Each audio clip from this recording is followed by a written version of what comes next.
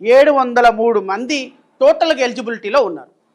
అంటే రమారమీగా నేను ఎందుకంటే ఒక సంవత్సరం స్కూల్లో పిల్లలు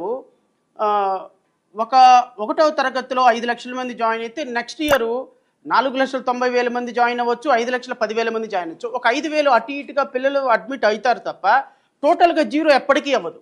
సో పిల్లల అడ్మిషన్ స్టాటిస్టిక్స్ రిపోర్ట్ ఎప్పుడు కాన్స్టాంట్గా వెళ్తూనే ఉంటాయి.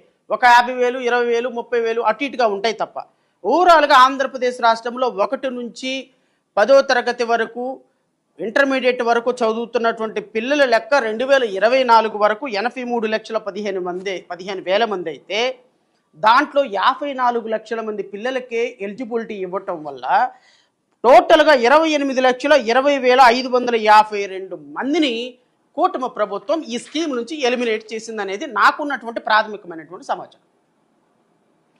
28 లక్షల మందిని 28,20,552 మంది ఒక ఫిగరు. ఈ ఫిగరు టెంటేటివ్ ఫిగర్ మాత్రమే. దీనికి ఒక 10,000 అట్టుకొని ఒక 10,000 ఇటుకొని వేసుకోవాలి తప్ప ఎగ్జాక్ట్లీ ఇంతమందిని ఎలిమినేట్ చేసిందని నేను చెప్పను. బట్ ఓవరాల్గా రమారమి 28,20,000 మంది. నేను చెప్పేటువంటి ఫిగర్కి ఒక 50,000 మందిని ఎక్కువగానే ఎక్స్క్లూడ్ చేసి ఉంటుంది తప్ప తక్కువగా ఎక్స్క్లూడ్ చేసే అవకాశం లేనే లేదు. ఎందుకంటే ఫస్ట్ ఇయర్ ఎక్స్పెక్టెడ్ అడ్మిషన్స్ ఇంతవరకు టెంటేటివ్గా వాళ్ళు తీసుకున్నారు, టెంటేటివ్గా నేను తీసుకుంటున్నా. సో ఓవరాల్గా 30 లక్షల మంది పిల్లల్ని ఈ స్కీమ్లో నుంచి ఎలిమినేట్ చేసి మీరు ఏం సమాచారం ఏమి సందేశం ఇవ్వాలనుకున్నారు కూటమి ప్రభుత్వ పెద్దలని? చంద్రబాబు నాయుడు గారిని అడుగుతున్నా, పక్కన కూర్చున్న నారా లోకేష్ని అడుగుతున్నా.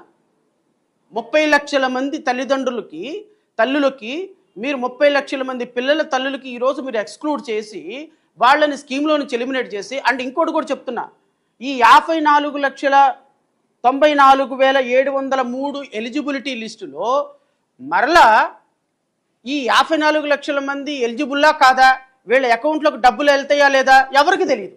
ఎందుకు అంటే ఎలిజిబిలిటీ క్రైటీరియా 14 కండిషన్స్ తోటి ఎలిజిబిలిటీ క్రైటీరియా పెట్టారు. ఈ జీవోలోనే 14 కండిషన్స్ తోటి ఎలిజిబుల్ క్రైటీరియా పెట్టారు. నేను అడుగుతున్నా నారా లోకేష్ నువ్వు కూటమి ప్రభుత్వం అధికారంలోకి రాకముందు ఏమని హామీ ఇచ్చావు? ఈ స్కీమ్లో మీకు కండిషన్